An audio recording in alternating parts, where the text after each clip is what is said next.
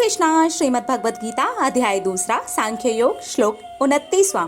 आश्चर्यवत् पश्यति कश्चिदेनमाश्चर्यवद्वति तथैव चान्यः आश्चर्यवच्चैनमन्यः शृणोति श्रुत्वाप्येनं वेद न चैव कश्चित्।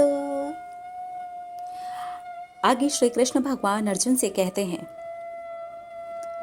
कोई कोई तो वो आत्मा को आश्चर्य से देखता है, तो फिर कोई आश्चर्य की तरह इसको बताता है, और कोई कोई इसे आश्चर्य से सुनता है, और कोई कोई इसके विषय में सुनकर, इसके बारे में सुनकर कुछ भी समझ नहीं पाता, उसको कुछ समझ ही नहीं आता। आश्चर्य की बात तो है, बहुत बड़े आश्चर्य की बात है, और इस आश्चर्य में समाई हुई है हमारी ताकत। इसी आश्चर्य से बताया जा रहा है कि हम कितने आश्चर्यजनक हैं। हम स्वयं आश्चर्यजनक हैं। हमें अपनी ताकत का ही नहीं पता। हमें यही नहीं पता कि हम खुद मिरेकलस हैं। हमें यहाँ हमारी आत्मा के बारे में, हमारे ही बारे में बताया जा रहा है।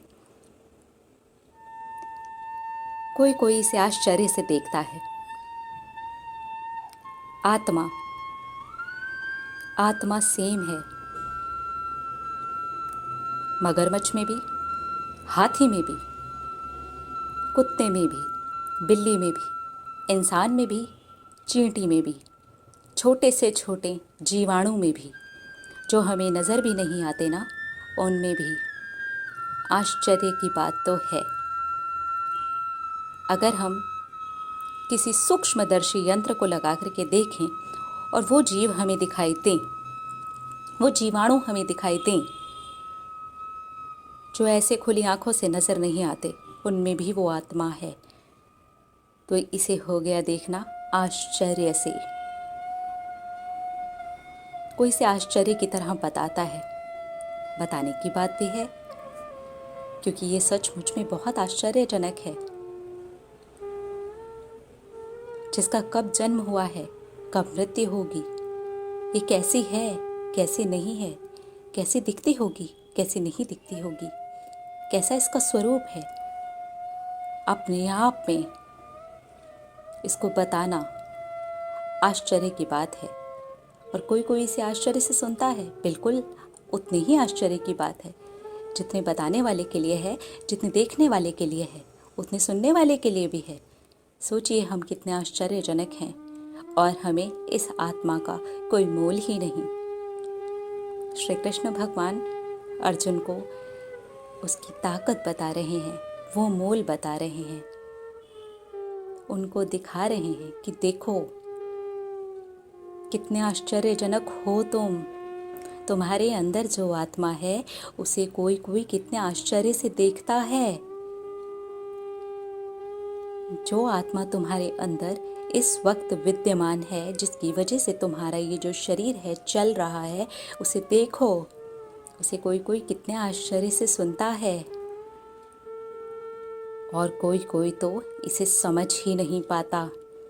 बिना समझे पता नहीं कितने जन्म निकाल देता है, क्योंकि उसे आत्मा समझ ही नहीं आती, समझ ही नहीं आती। ये वो आत्मा है जो पता नहीं कितने जन्मों से कर्मों की पोटली बांधे चली आ रही है।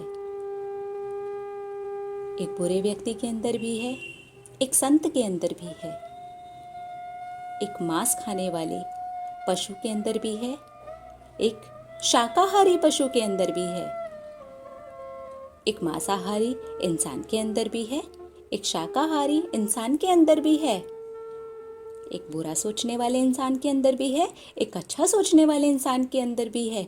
सिर्फ सबकी अपनी अपनी पोटलियां हैं, सबको अपनी अपनी पोटलियां बांधनी हैं, बस इतनी ही कहानी है।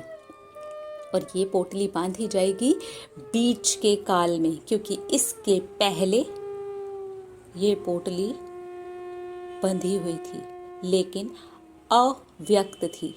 जैसे ही इस आत्मा ने इस शरीर को धारण किया, ये वाला वस्त्र पहना, ये जो शरीर अभी हम ओढ़े हुए हैं, इसको पहना, वो पोटली खुल गई। अच्छा या बुरा सब हमारे सामने आ गया, सब कुछ हमारा ही लपेटा हुआ है, सब हमारे सामने ही आता है। इसलिए हमें ये ध्यान देना चाहिए कि हम क्या लपेट रहे हैं। जो भी हम लपेटेंगे फिर से अव्यक्त रूप में जाएंगे, फिर से अप्रकट रूप में जाएंगे, फिर से एक शरीर धारण करेंगे और फिर से ये पोटली खुलेगी। तो हमें रोना है या हमें हंसना है, वो हमें अभी से समझना होगा। अगर हम इस बात को समझ जाएंगे तो हम इस आश्चर्य को समझ जाएंगे, हम इस आश्चर्य से देखने को समझ जाएंगे और इस आश्चर्य से ही मंत्रमुग्ध हो जाएंगे।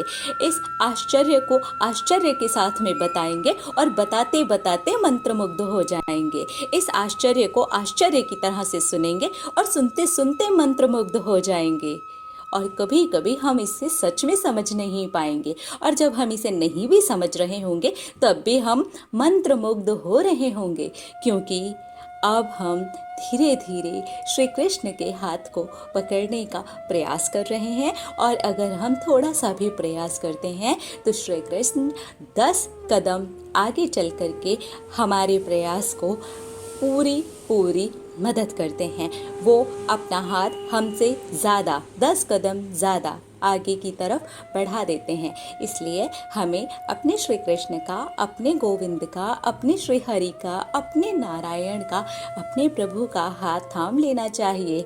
गिरने से भी बच जाएंगे। और पोटली में क्या सामान बांधना है, आगे चल करके अव्यक्त रूप के बाद में जब व्यक्त रूप आएगा पोटली खोलनी पड़ेगी। तो हमें ये समझना है कि हम क्या बांध रहे हैं और क्या खोलने वाले हैं।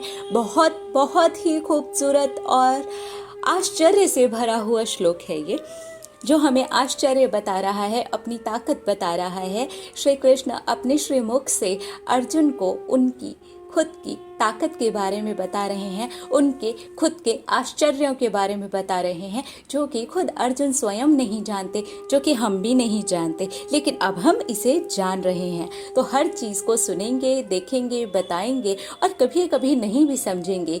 ये सब कुछ होगा अब आश्चर्य के साथ। मिलेंगे अगले श्लोक में और देखेंगे हमारी श्रीमद् भगवत गीता हमें क्या शिक्षा दे रही है। हरे कृष्णा।